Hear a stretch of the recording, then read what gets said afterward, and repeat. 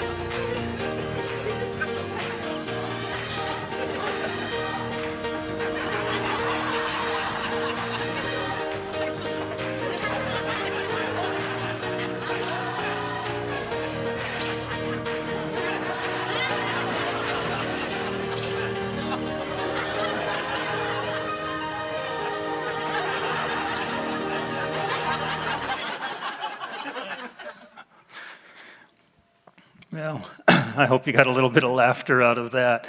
You know, Jesus walking on the water, though, wasn't a frivolous miracle. It wasn't something that was just for fun. It was a major lesson for the disciples.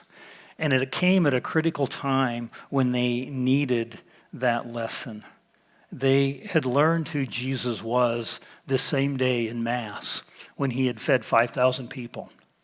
But now they needed to learn on a very personal level. And Jesus walking on water was a part of that personal lesson that they would have. And you know, even though this miracle is very famous, a lot of people don't recognize or remember the context that it took place in. And we want to look at that context today because it was right after another of Jesus' most famous miracles. That was the feeding of the 5,000 with the little boy's lunch. This took place right after that, and it took place right before he made that famous claim, "I am the bread of life." And we want to look at this story today. It's a part of our series on bread from heaven. We're studying John chapter 6 together. It's in that chapter where Jesus made that famous claim, "I am the bread of life." And everything in this chapter points to that claim that Jesus makes. And so we've been putting that claim in its context and studying it. And I told you a couple of weeks ago, before we can understand that claim, we have to know two things. We have to know who Jesus is, and we have to know why people were following him.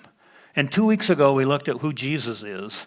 And last week, we looked at why people were following him. We're going to see those two things come up again this week and next week, before we even get to Jesus' teaching about being the bread of life. So here's a little background to today's story. I've already shared some of it with you. Jesus fed 5,000 people with a boy's lunch. You probably know the story. If you weren't here 2 weeks ago, you can go back and read it. It's the first few verses of John chapter 6. Or you can go back to our message, either audio or video from 2 weeks ago, and listen to that message. It was significant in the sense that Jesus was making a statement about who he was, because he was creating something right in front of the eyes of the people, and only God can create. He was making a statement about who he was. That's something we revisit again today, who Jesus is. Then, because of that miracle, there were some in the crowd who decided to make Jesus their king. They decided to come and make him king because he could give them a free lunch. They were going to do it by force if necessary. And we looked at that last week when we talked about why do people follow Jesus? And then he sent the disciples away in a boat. Now, John doesn't necessarily tell us that he sent them away, but it does say that they got into a boat and left. The other Gospels tell us that they were sent away by Jesus to get in the boat. While they're in the boat, though, the storm came up. They got in the boat at evening, it got dark, the storm came up, they were in the middle of the storm, and while they're in the storm, Jesus came to them walking on the water. That's where the miracle takes place. I want to read it to you. I want to read John's version of it, and then we'll talk about some details of the story. John chapter 6, beginning in verse 16. When evening came, his disciples went down to the sea, got into the boat, and started across the sea to Capernaum. It was now dark, and Jesus had not yet come to them. The sea became rough because a strong wind was blowing. And when they had rowed about 3 or 4 miles, they saw Jesus walking on the sea and coming near the boat, and they were frightened. But he said to them, "Do not be afraid." And then they were glad to take him into the boat, and immediately the boat was at the land to which they were going. Very short, brief story about this incident that John tells us, but there's a couple details that I want you to see that help us learn about this incident. Number one, I want you to see why they were afraid. I want you to see why they were afraid. There's some pretty strong language in this passage. First of all, it says when evening came and then it got dark. You know, no matter what happens, it's always worse when it's dark, isn't it? And they were out there long enough that not only had the sun set, but it got dark out there, and they were in the midst of this storm in the dark. And then it says the sea was rough because there was such strong winds. Now, rough seas on the Sea of Galilee are not uncommon. Let me give you a little bit of a geography lesson. The Sea of Galilee is at 700 feet elevation. That is 700 feet below sea level elevation. It's in a deep bowl. As is most of that Jordan Valley from there all the way down to the Dead Sea, which is the lowest spot on earth, 700 feet below sea level. And all around it are these hills that go up, and so it's in a bowl. And only 50 miles north of the Sea of Galilee is the highest point in Israel, Mount Hermon. Mount Hermon is over 9,000 feet above sea level in elevation. In other words, in less than 50 miles, the elevation drops 10,000 feet. It's a pretty good drop-off. And it's not unusual in certain weather conditions and warming conditions for that wind to rush off those mountains onto that sea and to cause rough waves on the Sea of Galilee. That was a very common thing. These men had seen it before. But this must have been rough to talk about it because these men were professionals. At least 4 of Jesus' disciples made their living by fishing on the Sea of Galilee. They were used to this body of water. They were used to the kinds of winds that could blow there. And so this must have been quite the storm. And they were in the middle of the sea. Now, John doesn't tell us that. He kind of hints at it. Mark very clearly says they're out in the middle of the sea. If you were here 2 weeks ago, I told you that they left Capernaum on the northwest shore of the Sea of Galilee and went to Bethsaida on the northeast shore of the Sea of Galilee. It's only about 3 miles by ship, and it's right along the north shore of the sea. This says they were going back and they had already rowed 3 or 4 miles. So you get a hint that maybe they weren't getting to where they were going. Mark very clearly says they're out in the middle of the Sea of Galilee. They were blown way off course. And so they're out there in the middle with these waves blowing around them. By the way, just a little aside, this is a little piece of evidence that this story really happened. Because there's an argument out there that Jesus didn't really walk on the water, that these men were sailing around the North Shore, and he just kind of followed them around on the shore, and they were close enough that he could talk to them, and that's why when he stepped in the boat, they were already on shore. But that doesn't fit the language of any of the books that tell this story. It's in Matthew and Mark and John. And Mark very clearly says they were out in the middle of the sea. They were a long ways from shore. And so they had rowed 3 or 4 miles. They should have been there, but instead they were way off course. But you know what? Never once does the text say that's what made them afraid. Never once does it say that. It doesn't say the storm scared them. Now, it does in a previous storm that they were in, but it doesn't this time. It doesn't say they were scared because it was dark. It doesn't say they were afraid for any other reason except this. Verse 19, when they had rowed about 3 or 4 miles, they saw Jesus walking on the sea, coming near the boat, and they were frightened. Think about what they saw for a minute. They're out there with these big waves. They're on a small boat, and Jesus is walking towards them.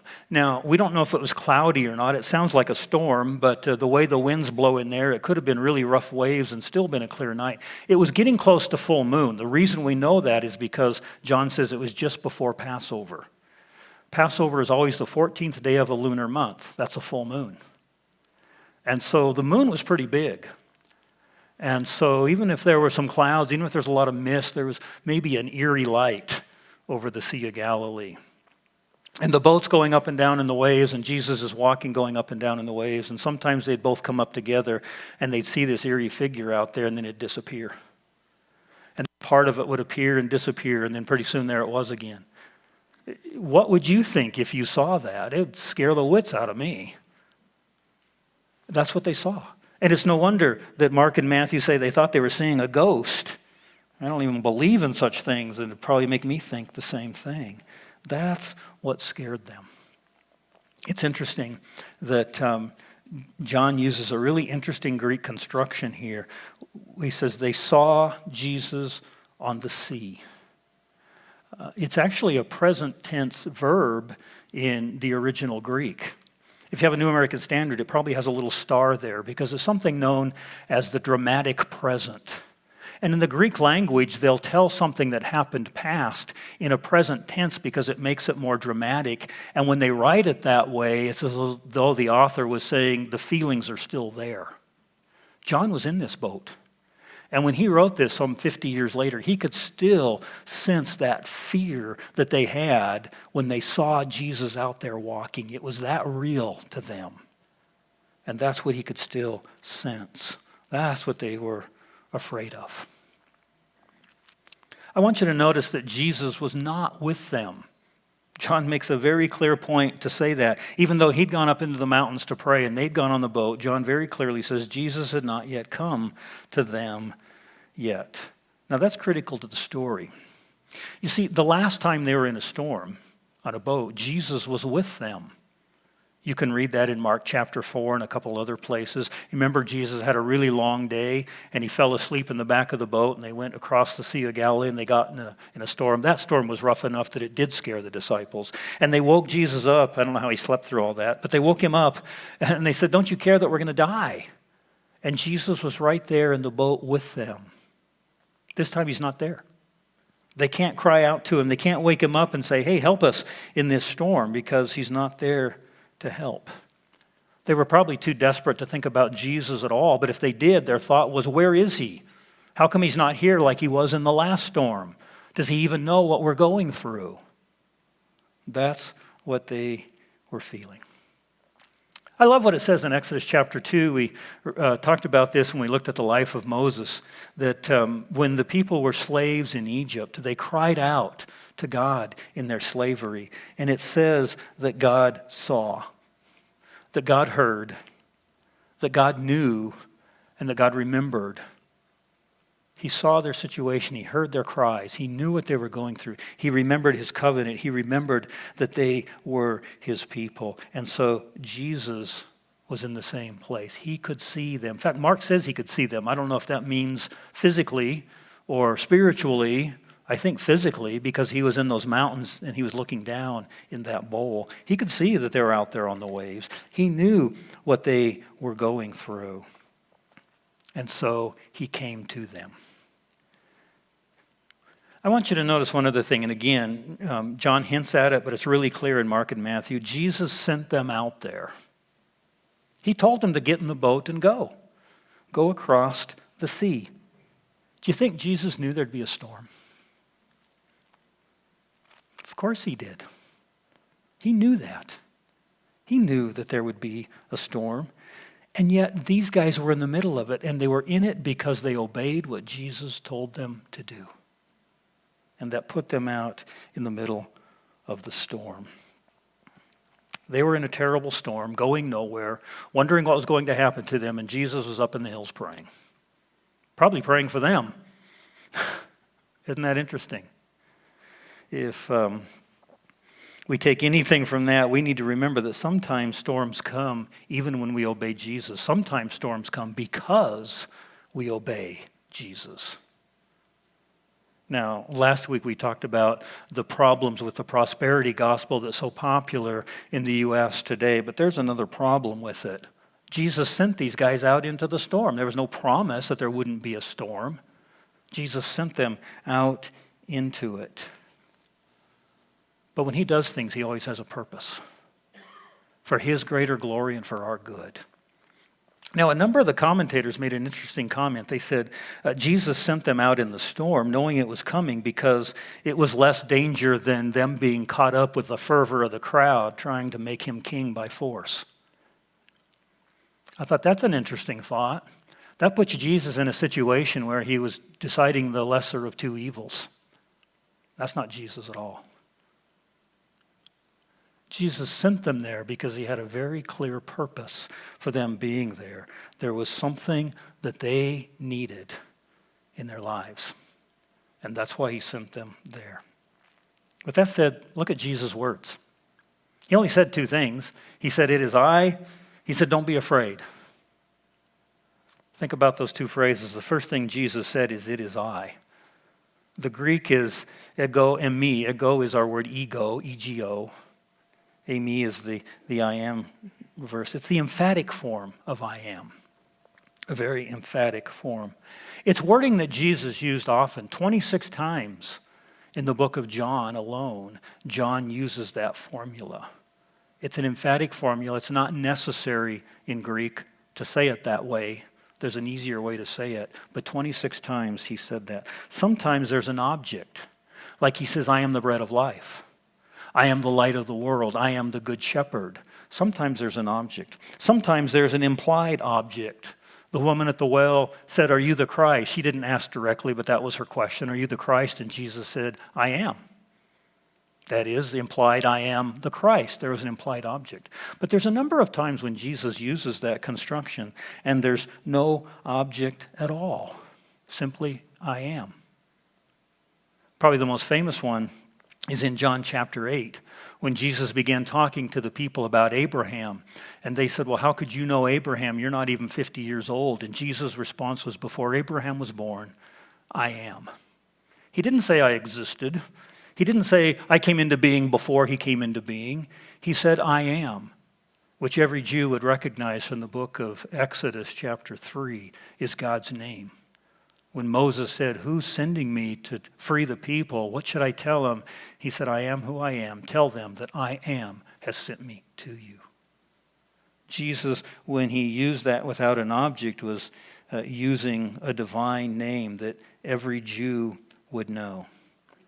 You know, it's an unusually emphatic way to say "I am." He could say, as it's translated here, "It's me," or "It's I."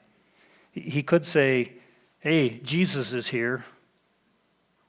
He could have said something like that, but instead he used that emphatic form of the phrase that is God's name.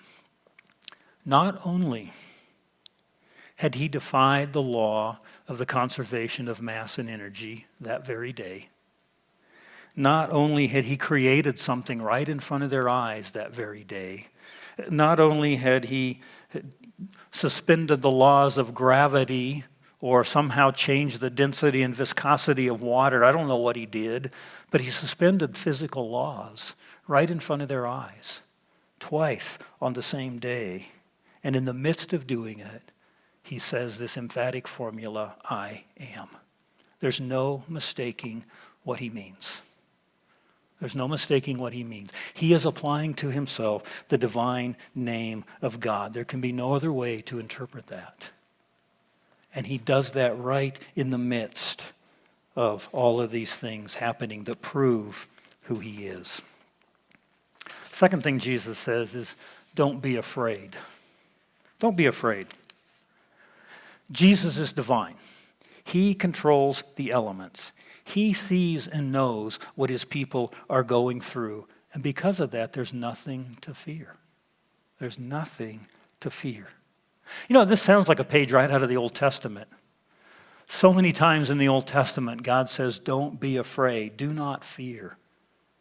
If you've read that it says that 365 times in the Old Testament, don't believe it. That's one of those urban legends that's so popular nobody even questions it anymore. I tried to count them once. There's not half that many. But there's a lot, okay? A lot of times God says, do not fear. An example that this could remind us of is Isaiah 41:10. Do not fear, I am with you. Do not anxiously look about you, for I am your God. I will strengthen you. Surely I will help you. Surely I will uphold you with my righteous right hand. Something Jesus did in this story. But even more, it might remind somebody of Isaiah 43, the passage we used for our prayer time a little bit ago.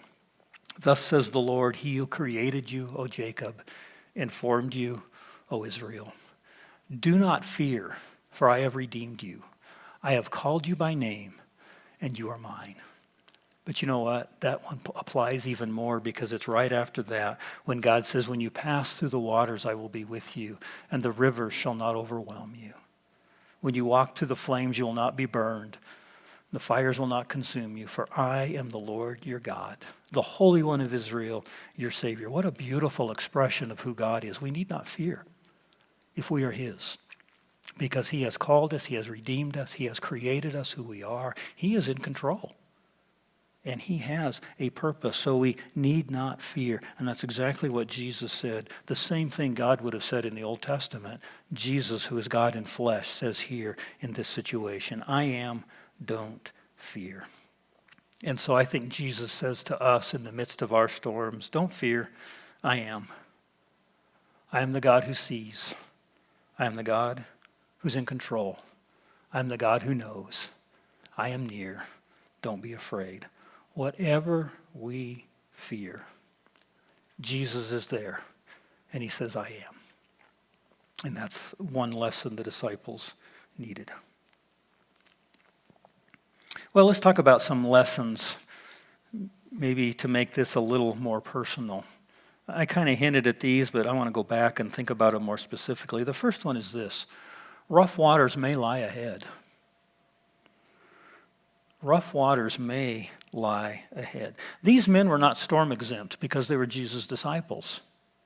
Neither are you. Neither am I. We're not exempt from the storms just because we are followers of Jesus. Many of you have been through some difficult storms, and you've sensed God's presence through those. I know, because you've shared some of those with me over the years. Rough waters may lie ahead, and that's true even when you follow and obey Jesus. Even when you follow and obey Jesus. In fact, it may be true because you follow and obey Jesus that there may be rough waters ahead. Paul says, everyone who desires to live a godly life in Christ Jesus will be persecuted. You know, the freedom we have in America isn't the norm. It's an exception over 2,000 years of church history. What's expected is persecution. This storm for the disciples was preparation for something else that was going to happen the very next day. You see, on the very next day, those who were following Jesus to try to make him king had this discussion with him. It's what we're going to be looking at the next few weeks together. And at the end of that discussion, in John 6:66, that should be easy to remember, it's 666, many of his disciples turned back and no longer followed him. Many from that crowd turned back and they quit following Jesus because they began to realize he wasn't the kind of king that they were looking for. And yet the disciples didn't. They knew who he was. They had seen Jesus create bread right in front of them for the masses. They had been through the storm that Jesus sent them into. They had seen Jesus walking on the water in the middle of that storm. They knew who he was. And they couldn't turn away from that. And so this was a lesson that they needed. And so even though they followed Jesus, they went through some pretty rough waters. You know, there's a lot of conservative Christians in America today that are saying there's a time of persecution ahead for us as American Christians. And I'm not talking about weird prophets like the ones who prophesied that Trump was going to be president for 4 more years. If you followed any of those, quit. They're false prophets, okay? No, this is just people observing what's going on. We've already seen signs of it. The Masterpiece Cake story. Christ Community or Grace Community Church in California are 2 examples that have been in the news a lot. There's a lot more. And those incidences are increasing all the time. So far, the courts have always sided on the side of the church, but we don't know how long that's going to last because these things continue to mount. More and more of those kind of situations are coming at us as Christians. And with a lot of the executive orders that were signed in the last couple of weeks, a lot of things have changed. And who knows what's going to happen if we stand up for traditional marriage and say no to everything else. We don't know what's going to happen. What's going to happen when we don't allow boys in our girls' bathrooms?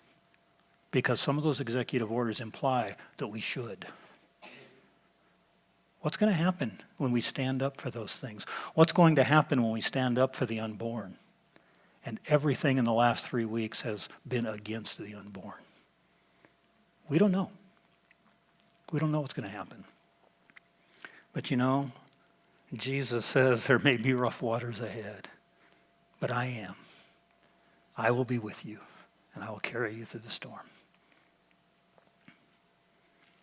Number 2, in the midst of that storm, Jesus is enough. Jesus is enough, even through the storm. He controls the wind and the waves and the storms. He is the creator and the sustainer of it all. He is the one who controls kings and kingdoms and administrations and rulers of all kinds. And in the midst of it all, he says, I am. I am with you. I am in control. I see you and I know your situation. Jesus is enough. There is never a promise that we will not go through the storm. There's never a promise of that. But there is the promise that when we're in the storm, he is with us and he will carry us through. Psalm 34, the Lord is near to the brokenhearted and saves the crushed in spirit. Many are the afflictions of the righteous. Whoa, stop. Listen to that last line again. Many are the afflictions of the righteous, but the Lord delivers him from them all. You see, there's not a promise we won't go through the storm. There's a promise that God is with us in it. And that's enough. And you know what? This is true even when you don't understand why you're in the middle of a storm. I'm sure these guys didn't have a clue why Jesus sent them out there when the storm came up. Maybe we should say this is true even when you don't understand. Or especially when you don't understand why you're in the storm. He still sees. He still knows. He's still in control. And he still says, I am. When you don't know the reason for the storm, you still know who Jesus is. And that is enough. And so Jesus stepped in the boat. And I love this little personal note that John says. He says, they were glad to take him into the boat. Isn't that a neat little touch there that John adds? Remember, John was there. He knew that feeling. You know that feeling you get when all of the anxiety finally is gone? You know, maybe you get that phone call that someone you're worried about is safe, or maybe whatever you're anxious about, suddenly it's resolved. And you know that sense of just relief that comes over when all the anxiety drains out? That's where these guys were. That's what they had sensed, and John remembered that feeling. Such a personal note, but I think it reminds us that God, who is the creator and sustainer of all, that God, who controls the wind and the weather. That God who oversees kings and kingdoms is a God who wants to be in personal relationship with his people. I think that's a beautiful picture of that idea. You can have a personal relationship with the God who's the creator of the universe, with the God who controls the wind and the weather, and with the God who controls kings and kingdoms. There's no promise you won't be in the storms, but there's promise he will be with you through it. That's a promise to hold on to.